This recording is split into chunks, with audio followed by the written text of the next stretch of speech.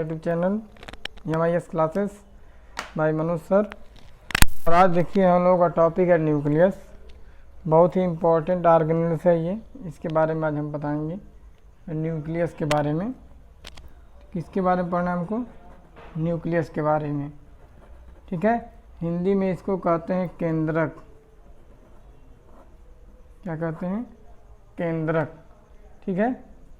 तो पहले चीज़ ये क्या होता है इसके बारे में जान लेते हैं। It is spherical or oval darkly stain structure. ये देखिए स्फेरिकल होता है या ओवल, ठीक है ना।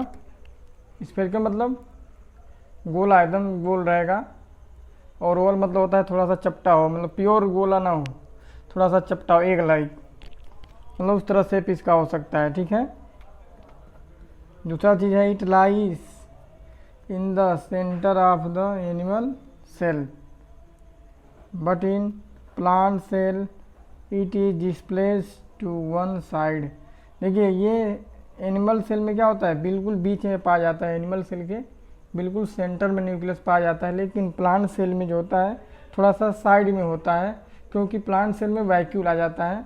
जैसा कि आप पिक्चर में देख रहे होंगे, दोनों सेल दिखाए गए हैं, प्लांट सेल एनिमल सेल। देखिए एनिमल सेल में कहाँ है पे, ये न्यूक्लियस बीच में है, और प्लांट सेल में कहाँ पे है, थोड़ा सा साइड में धंस गया है, क्योंकि बीच में वहाँ पे क्या आ गया, वैक्यूल आ गया है, ठीक है। अब आ जाइए, it was discovered by Robert brown. Nucleus की खोज किसने की थी? रॉबर्ट ब्राउन ने की थी 1831 में, ठीक है ना। न्यूक्लियस की खोज किसने किया था? रॉबर्ट ब्राउन इन 1831, ठीक है। अब आते हैं स्ट्रक्चर ऑफ न्यूक्लियस के बारे में। Structure of nucleus, structure of nucleus. देखिए न्यूक्लियस में कितने स्ट्रक्चर होते हैं? 4। न्यूक्लियस में कितने स्ट्रक्चर होते हैं? 4 स्ट्रक्चर। पहला क्या है? Nuclear envelope, nucleoplasm, nucleolus, chromatin network, ठीक है। यही 4 तुम्हारे जो है न्यूक्लियस के अंदर स्ट्रक्चर पाए जाते हैं। 4 स्ट्रक्चर जो न्यूक्लियस के अंदर पाए जाते हैं, nuclear envelope, nucleoplasm, nucleolus, chromatin network. और देखिए न्यूक्लियस क्या होता है इसके बारे में हम बता देते हैं। जैसे हमारी बॉडी को कौन कंट्रोल करता है? ब्रेन। हमारे बॉडी का कंट्रोलर कौन है? ब्रेन है ना। तो वैसे ये जो न्यूक्लियस है ना, ये सेल का कंट्रोलिंग सेंटर है। ये सेल को क्या करता है? कंट्रोल करता है न्यूक्लियस। जैसे हमारे बॉडी को कौन कंट्रोल करता है? ब्रेन। सारा एक्टिविटी ब्रेन कंट्रोल करता है ना।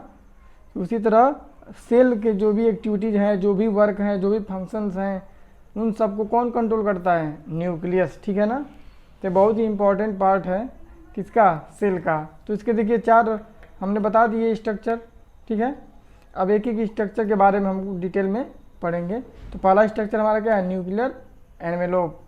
तो देखिए हमारा पहला जो स्ट्रक्चर है न्यूक्लियस का, वो है होता है न्यूक्लियर एनवेलोप, ठीक है। Nuclear envelope. देखिए एनवेलोप वर्ड का लिफाफा कहते हैं। एनवेलोप माने क्या होता है? लिफाफा। और लिफाफा मतलब होता है, ऐसे समझिए, लिफाफा कहते हैं मतलब आउटर कवरिंग। लिफाफा बाहर से ही होता है ना, उसके अंदर ना हम कुछ रखते हैं। तो न्यूक्लियर एनवेलोप मतलब क्या होता है? ये न्यूक्लियस के सबसे बाहर वाला जो स्ट्रक्चर होता है, डबल लेयर, उसको कहते हैं न्यूक्लियर एनवेलोप। देखिए लिखा भी है, the outer covering of nucleus is by layered.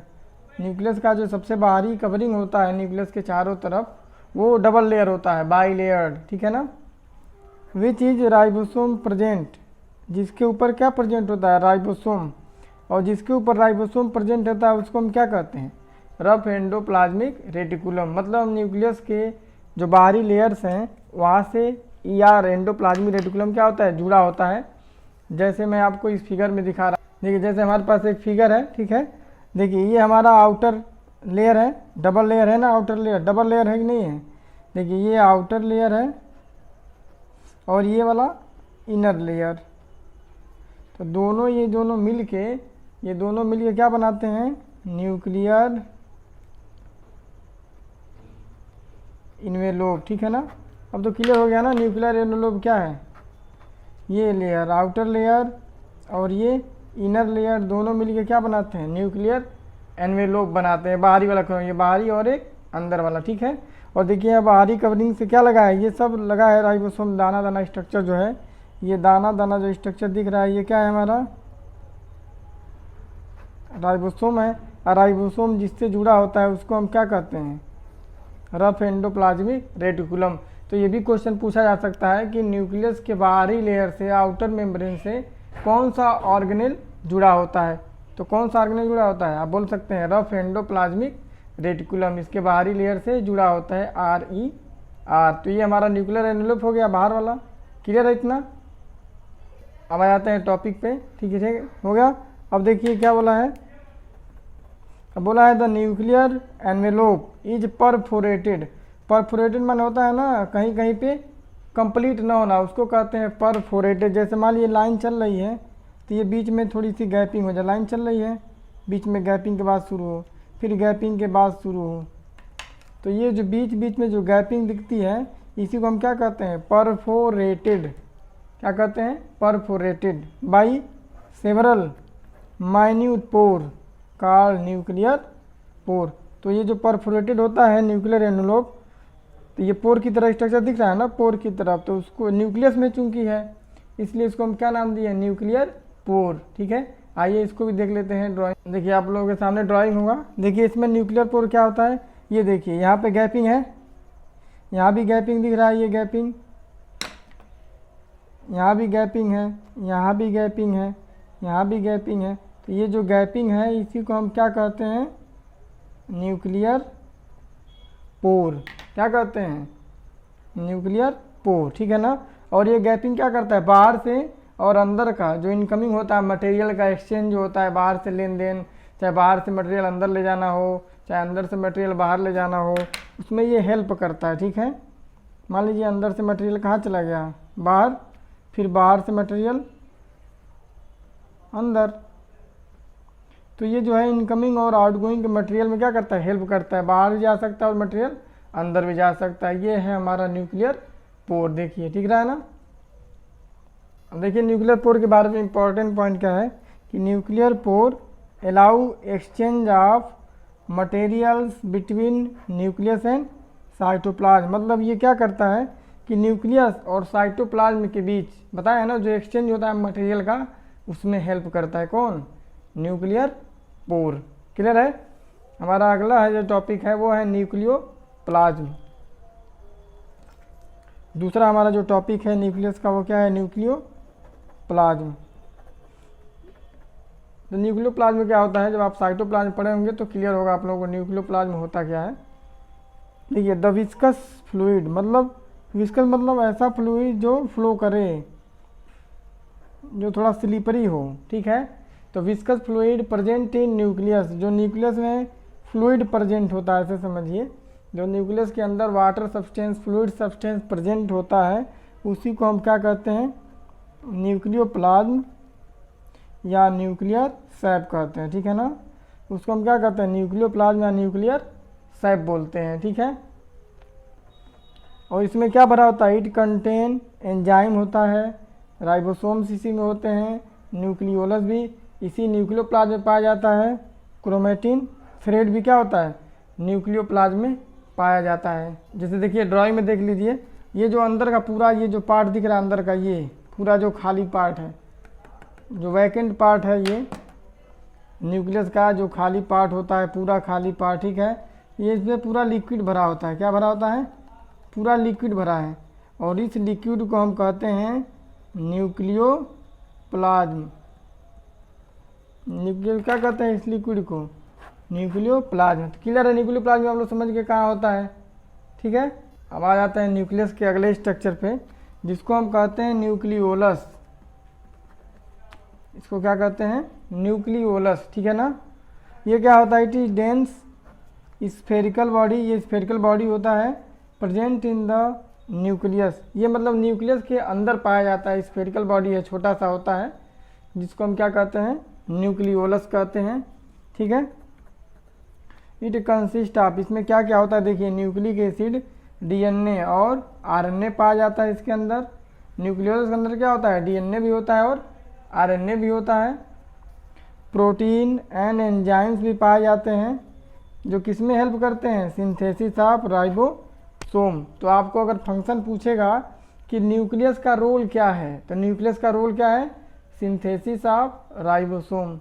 ये राइबोसोम के फॉर्मेशन में हेल्प करता है न्यूक्लियोलस। ड्राइंग में देख लीजिए, ये हमारा जो सेंटर में छोटा वाला पार्ट दिख रहा है, राउंड कलर का पार्ट, यही क्या है, हमारा न्यूक्लियोलस है। ये हमारा जो पार्ट दिख रहा है क्या है, ये न्यूक्लियोलस। ये जो राउंड वाला पार्ट दिख रहा है ना सेंटर में, इसे क्या कहते हैं, न्यूक्लियोलस।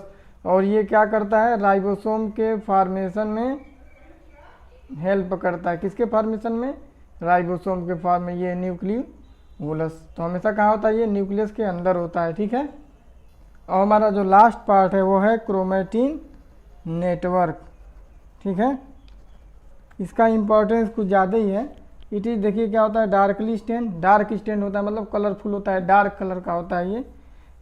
क्रोमेटिन थ्रेड, ये धागे की तरह स्ट्रक्चर होता है, जो किसका बना होता है, क्रोमेटिन एक मटेरियल आता है, एक सब्सटेंस है जिससे मिलकर ये धागा बना होता है, इसलिए इसको क्या कहते हैं, क्रोमेटिन थ्रेड। ये धागे की तरह स्ट्रक्चर होता है।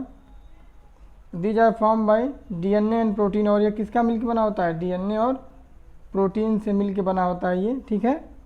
और सेल डिवीजन के टाइम पे, ठीक है ना, ये जो क्रोमेटिन होता है, कंडेंस माने एक पास आके, सारे धागे एक पास एकजुट होके एक रॉड शेप स्ट्रक्चर बनाते हैं, जिसको हम कहते हैं क्रोमोसोम। ये बहुत इंपॉर्टेंट स्ट्रक्चर है क्रोमोसोम, ठीक है ना।